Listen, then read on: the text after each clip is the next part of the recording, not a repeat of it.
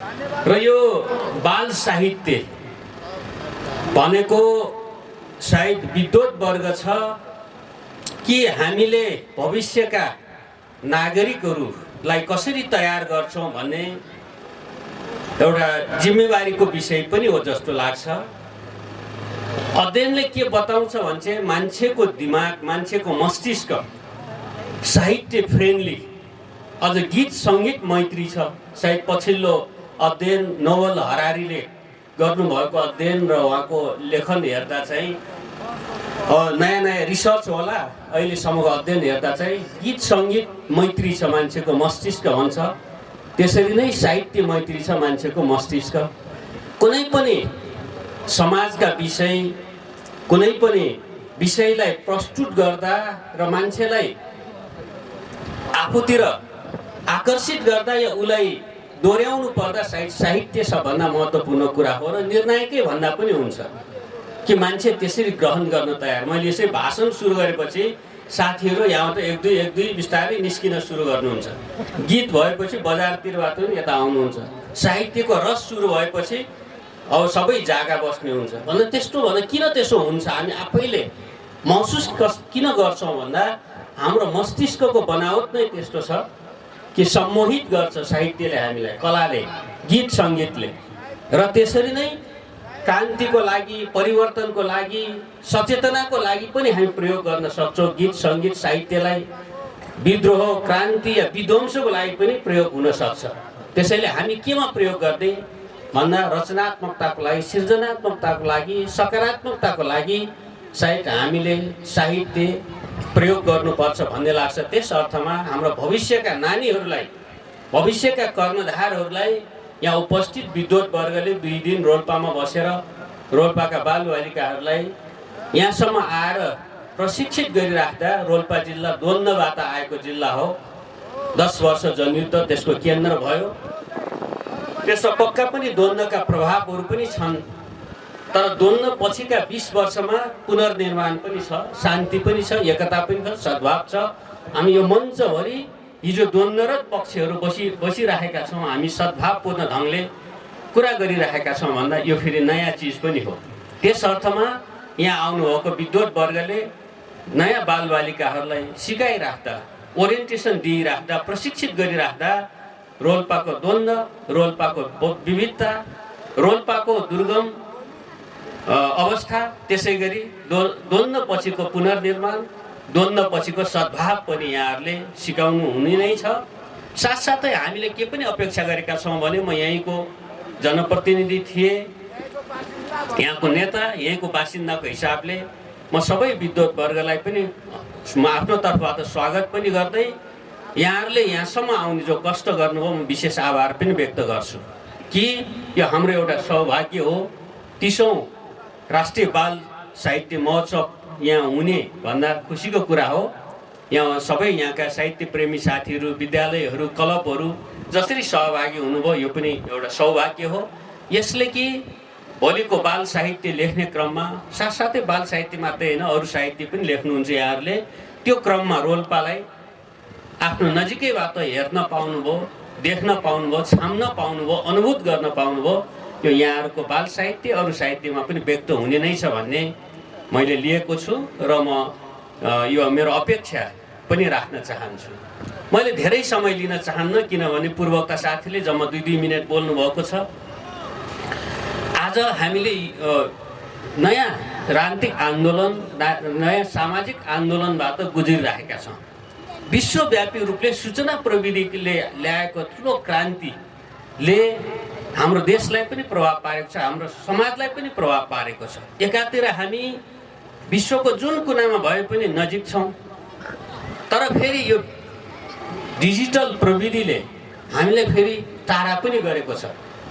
अमेरिकामा होला या जापानमा होला हाम्रो घर परिवार हामी अहिले लाइभ हेर्न जोडिन सक्छौँ एकातिर, अर्कोतिर हामी घरको बुवा आमा छोरा छोरी 4टा कोठामा बस्छौँ, फेरि जोडिएका पनि छैनौँ।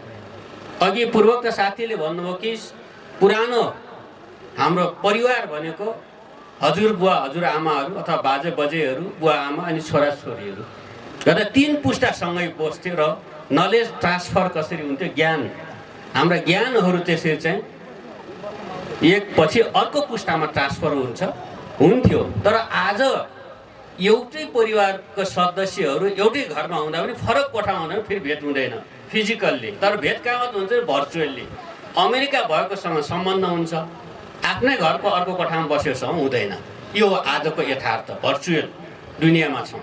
भर्खरै जेनजी विद्रोह भयो, जेनजी आन्दोलन भयो। के हो भन्दा यद्यपि अमेरिकन समाजशास्त्रीले यसलाई विश्लेषण गर्नुभयो, विभिन्न विशेषता, प्रविधिका कुरा, अर्थका कुरा, समाजका कुरा, सोचका कुरा, धेरै कुरा लिएर जेनेरेसनहरूको विश्लेषण गर्नुभयो। र त्यसमध्ये हामी पछिल्लो जेनेरेसनलाई जेनेरेसन जेड अथवा हामीले अमेरिकनहरूले प्रोनाउन्सिएसन गर्दा जेडलाई जी भन्छ, जेनेरेसन जी, जेनजी भन्यो, जो 1996 देखि 2012 सन् 20 को लागि, जो 28 वर्ष म्याक्सिमम मिनिमम 13 वर्षमा छ। त्यो पुस्ता कसरी आयो विश्वभरि भन्दा त्यो चाहिँ डिजिटल प्लेटफर्ममा आयो। यहाँ हामी मञ्चमा बसेका धेरै जसोहरू यहाँ रोल्पामा हामी यो ग्राउन्ड देखेका छौँ। यो फुटबल खेल्छ बिहान या साँझ, यो फिजिकल दुनियाँमा छौँ हामी। यसरी बसेर हामी यहाँ चाहिँ साहित्यका कुरा गर्दैछौँ, यो फिजिकल दुनियाँ हो। तर आजको दुनियाँ के हो भने भर्चुअल। यहाँ हामी गर्दैछौँ, यहाँ नभएका साथीहरूले यो हाम्रो महोत्सव हेरिरहेछ, सुनिरहेछ, भर्चुअल दुनियाँ। अब फुटबल यो ग्राउन्डमा खेल्न छोड्यो नयाँ जेनेरेसनले। अब फुटबल डिजिटलमा, आइप्याडमा, कम्प्युटरमा, अर्कोमा कुनै डिभाइसमा खेलिरहेको हुन्छ। तपाईँ फिजिकल्ली 11 जना खेलाडी खेल्दा त्यहाँ हुने इमोसनल एट्याचमेन्ट, त्यहाँ हुने चेतना कस्तो हुन्छ।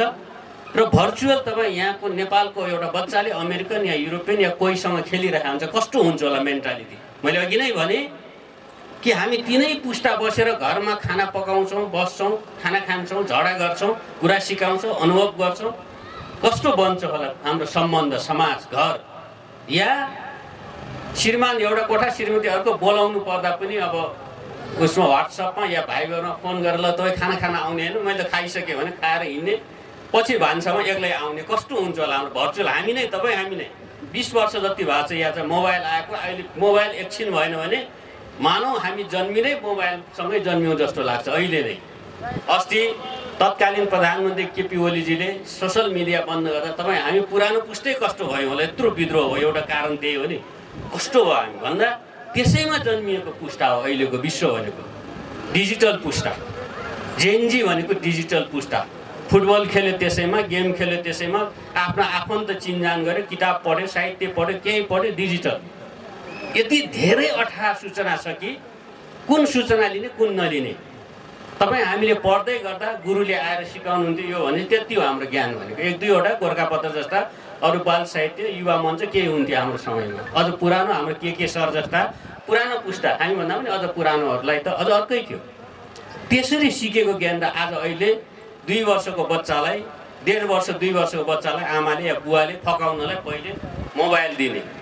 अनि तपाईँको यति धेरै एप्स अहिले चलाउन जान्दा 5 वर्ष नपुग्दै यहाँ मञ्चमा बसेका पुरानो पुस्ताहरूले धेरै जान्दछ भने कस्तो मानसिकता बन्छ होला, कुन ज्ञान सिकिराखेको होला, के सिकिराखेको होला भन्दा यो आजको चिन्ताको विषय हो। धेरै देशहरूले 16 वर्ष मुनिका बच्चाहरूलाई, 16 वर्षको मुनिका किशोर किशोरीहरूलाई सामाजिक सञ्जाल चलाउन प्रतिबन्धै गर्यो। अस्ट्रेलिया जस्तो विकसित देश किन होला? प्रविधि नचाहेर त होइन नि भन्दा मान्छे डिजिटल्ली नयाँ जेनेरेसन आएको छ, नयाँ ज्ञान आएको छ, राम्रो भएको छ। तर त्यसले विकृतिहरू ल्याएको छ, मान्छेमा चिडचिडाहट, मान्छेमा एकलपना, मान्छेमा फ्रस्ट्रेसन र मान्छे एकलकाटी हुँदै गएको छ। प्रकृतिबाट अलग, समाजबाट अलग, भौतिक दुनियाँबाट अलग र डिजिटल दुनियाँतिर गएर मान्छे अर्कै मान्छे बनिरहेको छ। यो दुनियाँको चिन्ता हो, नेपालको त हुँदै दुनियाँभरिको चिन्ता हो यो। र मैले कहाँनिर जोड्न खोजेँ भने साहित्यको कुरा गर्दा पनि यही हो। साहित्य अब चाहिँ हामी चाहिँ जेएनजीको कुरा गऱ्यौँ। जेएनजी पछि सन् 2013 पछिका चाहिँ बच्चाहरूलाई हामी जेनेरेसन अल्फा भन्छौँ। सायद यहाँ अग्रजहरू यहाँ हुनुहुन्छ, विद्वत वर्ग, यहाँहरूले बाल साहित्य भन्दा त्यो अल्फा जेनेरेसनको लागि लेख्ने भन्दा डिजिटलमा छ, त्यसलाई कसरी बुझाउने। अस्ति एकजना साथीले भन्दै हुन्थ्यो, मलाई थाहा छैन, पुरानो पुस्ता वाइ जेनेरेसन जो हामी भन्छौँ त्यसले 20 मिनटसम्म सुन्छ अरे। पछिल्लो चाहिँ हामी के अरे एक्स जेनेरेसन, वाइ जेनेरेसन जम्मा 18 मिनट मात्रै सुन्छ। र अहिले जेनेरेसन जेटले जम्मा 13 सेकेन्ड मात्रै सुन्छ, उसको धैर्यता एकाग्रता जम्मा 13 सेकेन्ड भन्दा अब पुरानो पुस्ताका साथीले मैले भाषण गर्दा 18-20 मिनटसम्म धैर्य गर्नुहुन्छ, के भन्छ नेताले अझै केही भन्छ कि केही बोर लाग्दो कुरा भए पनि आउँछ होला नि भनेर सुन्छ। अहिले जेनेरेसन जेटले जम्मा 13 सेकेन्डमा आफ्नो कुरा भन्यो र आकर्षण गर्यो भने बाँकी सुन्यो होला जस्तो लाग्यो। अस्ति एउटा अभियानमा हिँडेको बेला मैले राम्रा भिडियोहरू राखेँ, गएन 10-20 हजार मात्रै गयो। तर म चाहिँ अस्ति फागुन चैततिर हाम्रो पार्टीले एउटा अभियान चलाएको थियो, प्रचण्ड कमरेड लगायत हामी नेताहरू एउटै टेबलमा 10-12 जना बसेर ठाउँ थिएन, टपरीमा बसेर खाना लागेको जम्मा 12 सेकेन्डको फोटो राखेको 3 दिनमा 20 लाख भ्युज पायो। 3 दिनमा जम्मा 14 सेकेन्डको भन्दा मेरो अध्ययन थियो त्यतिखेर। तर अहिले हेर्दा जम्मा 13 सेकेन्डमा यसो हेर, तपाईँ हामी पनि यसो स्क्रोल गर्छौँ नि, एउटा आयो यसो हेऱ्यो, अलि मन पर्यो भने चाहिँ 10-15 मिनट पनि हेर्छौँ। तर 5-7 सेकेन्डमा यसो के छ अनि हेऱ्यो भन्दा यो कसरी होला त्यो बच्चाहरू जम्मा 13 सेकेन्ड, अझ यो अल्फाले 13 सेकेन्ड पनि सुन्छ कि सुन्दैन थाहा छैन, तिनलाई कसरी लेखिदिनुहुन्छ साहित्यहरू डिजिटलमा अथवा अरूमा, कसरी होला त्यो चाहिँ? यो नयाँ च्यालेन्ज हो साहित्यकारहरू लेखकहरूलाई पनि, हामी नेताहरूलाई पनि। मैले यति लामो भाषण गरिसकेँ, अब 13 सेकेन्डमा कसरी बुझाउने यो चिन्ताको विषय छ। 13 सेकेन्डमा आफ्नो मतदातालाई प्रभावित गर्नु पर्यो, 13 सेकेन्डमा आफ्नो कुरा, अब महत्त्वपूर्ण कुरा भनिसक्नु पर्यो। अध्यक्षज्यू, अतिथिज्यूहरू, उपस्थित साथीहरू, मैले यति भनेर त्यसपछि मुख्य कुरा भनेर बाँकी सुरु गर्नुपर्ने यो पनि छ एकातिर। अर्को त्यति मात्रै होइन, हामी फेरि बाँकी हाम्रो समाज अझै शिक्षामा, स्वास्थ्यमा धेरै कुरोमा पछि पनि छ, गर्दा फेरि 1 घन्टा लगाएर बिस्तारै सम्झाउनु पर्ने पनि छ नि त हाम्रो समाज। त्यसो गर्दा एकातिर 1 घन्टासम्म संवाद गर्नुपर्ने पुस्ता पनि छ। 13 सेकेन्ड मात्रै सुन्छ, 1 घन्टाको लागि भाषण सुरु गरौँ, 13 सेकेन्डको हिँडिहाल्छ। पहिले 13 सेकेन्डको सुरु गरौँ। हाम्रो सिजलजी हाम्रो रोल्पामा एकदम छोटो भाषण गर्दै, उहाँको कुरा हामी पनि बुझ्दैनौँ धेरै जस्तो। दिपेन्द्र पुनजी एकदम छोटो बोल्नुहुन्छ, मतदाताले या आफूले सुनाइरहेको श्रोताले भाषण सुन्छ कि सुन्दैन, बुझ्छ कि बुझ्दैन, यस्तो जस्तो। म यो किन आफ्नो अनुभव राखेँ भने यो छ, यो विविधता छ हाम्रो समाजको, उमेरको धेरैको। त्यसो भएको हुनाले यहाँ मञ्चमा रहनुभएको सबै विद्वत वर्गले यो मौकामा हामी जो जेनेरेसन अल्फा भनिरहेका छौँ, जो 13 वर्ष मुनिका बच्चाहरूको लागि लेखिराख्नुभएका साहित्य, आजको विज्ञान, आजको प्रकृति, आजको मानव संवेदना, आजको मानव सोचहरूसँग पनि सम्बन्धित हुन्छ नै। यो संवेदनशीलता एकातिर हेर्नुहुनेछ। अर्कोतिर चाहिँ सन् 2025 पछि नयाँ जेनेरेसन, जनवरी 1 देखि नयाँ जेनेरेसन आयो भन्छ, अल्फा जेनेरेसन बिटा। त्यो त बल्ल अब आइरहेको छ। अस्ति जनवरी भनेपछि अब 1 वर्ष पुग्दैछ बल्ल। त्यो कस्तो होला त्यो अहिले कल्पना गर्न सक्दैन। कम्तीमा पनि जेनेरेसन अल्फा चाहिँ रोबोटिक्ससँग हुर्किन्छ, एआईसँग हुर्किन्छ, आर्टिफिसियल इन्टेलिजेन्स, रोबोटिक्स, अरूसँग चाहिँ हुर्किन्छ। त्यो झन् अझ विशिष्ट हुन्छ। जेनजीलाई अस्ति हेरिसक्यौँ, अस्ति बेहोरिसक्यौँ। जेनजीको ट्रेन विश्वभरि के देखियो, जेनजी मुभमेन्ट भन्दा अब छोटोमा फेरि यहाँ त लामो भइहाल्यो। 4वटा ट्रेन भन्छ, 50वटा जति देशहरूको अध्ययनले के देखाउँछ भने, एक पछिल्लो पुस्तामा त्यो नेतृत्व के अरे सबै चाहिँ माध्यम के हो, भर्चुअल। यसरी चाहिँ मान्छे धेरै जम्मा गरेर चाहिँ क्लास, प्रशिक्षण, आन्दोलन गर्दैन कि चाहिँ उसमा चाहिँ डिजिटल प्लेटफर्महरूबाट आफ्नो एजेन्डा सेट गर्छ। के एजेन्डा हो? भ्रष्टाचार विरुद्ध, पुराना नेता विरुद्ध, नयाँ नेता विरुद्ध, अथवा के जेन्डर उसका सम्बन्धी केमा हो, अथवा इन्भाइरोमेन्टसँग एजेन्डा सेट गर्यो। कसले गर्यो थाहा छैन, सबै डिजिटल प्लेटफर्ममा रुचि भएकाहरूको एउटा। दोस्रो के हो भने चाहिँ नेतृत्व छैन, नेतृत्व कोही छैन। ग्रुप जो चाहिँ मनपर्ने हो त्यहीले आफै नै नेता भयो। तेस्रो कुरो चाहिँ यति तीव्र आन्दोलन, यति तीव्र रियाक्सन छ कि यो खालको विश्वभरिको 50 देशको अनुभव, तीव्र रियाक्सन, प्रतिक्रियाहरू एकदम तीव्र। चौथो कुरा के देखिन्छ भने एकदम हिंसात्मक देखिन्छ। हाम्रो चाहिँ शिक्षा परम्परागत शिक्षाले हुँदैन। पहिलेका पार्टी, पहिलेका साहित्यकार, पहिलेका समाज के गर्थ्यो भने पहिले चाहिँ जम्मा भएर एउटा चाहिँ मागपत्र तयार गर्थ्यो। सिडिओ कार्यालय मागपत्र या चाहिँ मेयरलाई या गाउँपालिका अध्यक्षलाई मागपत्र बुझायो। 1 हप्ता पुर्यो, के आउँछ प्रतिक्रिया? 1 हप्तापछि खै हाम्रो माग त सुनवाई भएन भनेर फेरि ध्यान गर्छन्। अर्को हप्ता गएर घेराउ यसो चाहिँ 4-7 जना गएर खै हाम्रो माग पुरा गर्छ। अर्को फेरि 10-15 दिनपछि गएर यसो सानो जुलुस विरोध। अर्को हप्ता गएर फेरि अब बल्ल अलि चाहिँ ठुलो आन्दोलन जस्तो, दबाब जस्तो। विगतका आन्दोलन स्वरूप त्यसो होइन। डिजिटल दुनियाँमा 1 महिना, 2 महिना, 3 महिना कति छलफल भयो, तयार भयो, नेतृत्व छैन, अनि झ्याप्पै आयो भन्दा चाहिँ तपाईँ हेर्नुहोस् 48 घण्टामा उलटफेर भयो। मान्छेलाई के हो अहिलेसम्म पनि छुट्याउन सकिरहेको छैन। भयो के भने विश्वभरिको ट्रेन हो यो। विश्वभरि 50औं देशको पछिल्लो आन्दोलन हेर्नुभयो, जेनजीको विशेषता हो, प्रविधिको विकासले गरेको हो।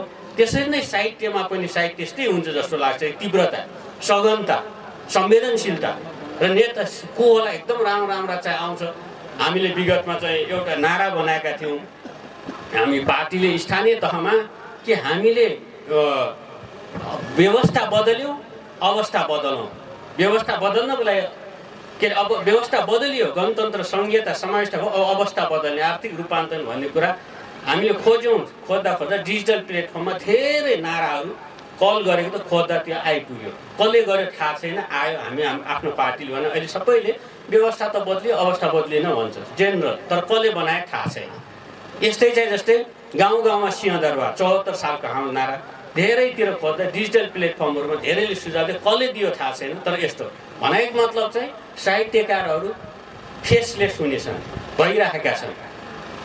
कलाकारहरू, लेखकहरू फेसलेस, चिनिँदैन, आइरहेका छन्। अब त्योभन्दा अगाडि त नगरौँ। आर्टिफिसियल इन्टेलिजेन्सले यहाँ कविता लेखेर, गीत गाएर हैरानै भइसक्यो, फिल्म बनाएर हैरान। त्यो त अर्कै छ। अझ मान्छे पनि चिनिएका नेता यहाँ के कर्मचारी उहाँ हुन्छ 400-500 टिकटको उहाँ डिजाइन गरिसक्नु भन्ने सुन्छु म। पक्कै होला जस्तो लाग्छ। नेपाल सबभन्दा धेरै 80-90% जति टिकटहरू छापिएका छन् त्यो उहाँ नै डिजाइन।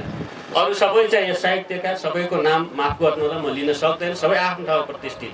यसरी नेता हुन्थ्यो, राजा, नेता, दलको अध्यक्ष भने जस्तै साहित्यकार, उसका पनि लेखकका पनि नेता तह हुन्थ्यो। अब यो भर्चुअल दुनियाँमा जान चाहिँ धेरै नेताहरू र राम्रा रचनाहरू आउने पनि भयो। कम्पिटिसन यो रूपले गयो, भएन। अब मेसिनले लेखिदिने भइसकेपछि अब के होला, अब त्यो त छलफल गर्दै गरौँला। नयाँ चुनौती आएका छन्। त्यसो गर्दा यहाँ रोल्पासम्म आउँदा प्रकृतिसँग नजिक आउनु भएको छ, समाजसँग नजिक आउनु भएको छ, र जनताको बिचमा यहाँ पनि आउनु भएको छ। रोल्पालेका दुःख सुख संवेदना, पछिल्ला परिवर्तनलाई चाहिँ एकीकृत गरेर केही न केही ओरिएन्टेसन गरिदिनुहोस्। र यहाँ अग्रज मित्रहरू सबैलाई म आफ्नो तर्फबाट पनि हार्दिक अनुरोध गर्न चाहन्छ। र हामीले आफूले गर्ने कि चाहिँ राजनीतिक नेतृत्वले हामी जहिले पनि कहिलेकाहीँ हामी आफू पनि निराश हुन्छौँ, मान्छे हौँ, तर नेतृत्वले जहिले पनि आशा, होप, प्रधानमन्त्री, नेतै अथवा चाहिँ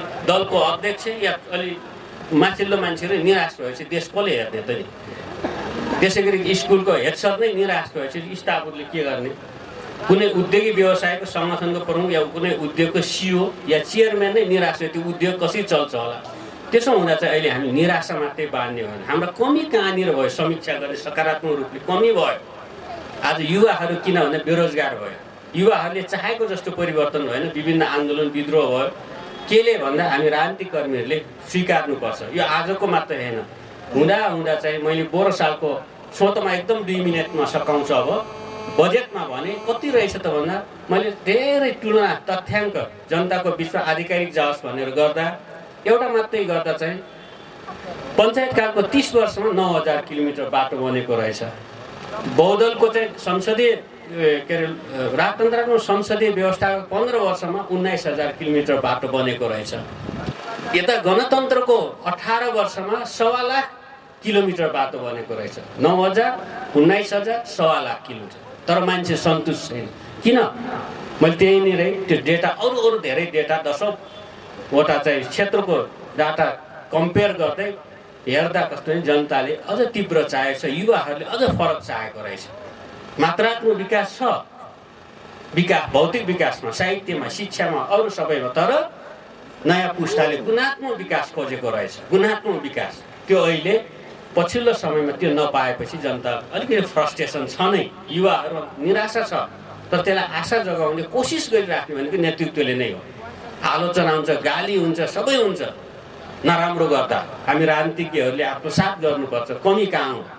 तर फेरि राम्रो गर्दा ताली पनि दिन्छ जनताले, युवाहरूले, सबैले। त्यसो हुँदा हामी नेताहरूले, राजनीतिज्ञहरूले फेरि पनि कहाँ कमी भयो देश सञ्चालनमा त्यो आत्मसात गर्नुपर्छ। आत्मसात गर्दै अब युवाहरूलाई बिस्तारै अगाडि ल्याउने, युवाहरूका भावना अनुसार समाजमा लाने, पारदर्शी कुरा, जवाफदेहिताका कुरा, सुशासनका कुराहरू जरुरी छ।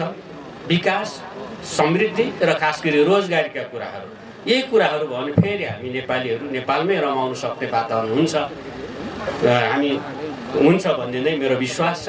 र अन्तिममा चाहिँ कला साहित्य भनेका समाजका ऐना भनिन्छ।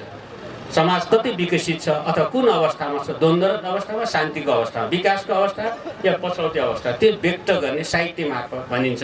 त्यस अर्थमा हाम्रो बाल साहित्य पनि हाम्रो देशको बालबालिकाको अवस्थाको एउटा ऐना बनेको छ, बन्नेछ भन्ने नै मेरो शुभेच्छा शुभकामना रहेको छ। यहाँ सबै आयोजक साथीलाई विशेष धन्यवाद आभार छ। यहाँसम्म रोल्पासम्म आउनुहुने सबै अग्रजहरूलाई, राष्ट्रिय अन्तर्राष्ट्रिय विद्वत वर्गलाई पनि मेरो आफ्नो तर्फबाट हार्दिक नमन तथा आभार व्यक्त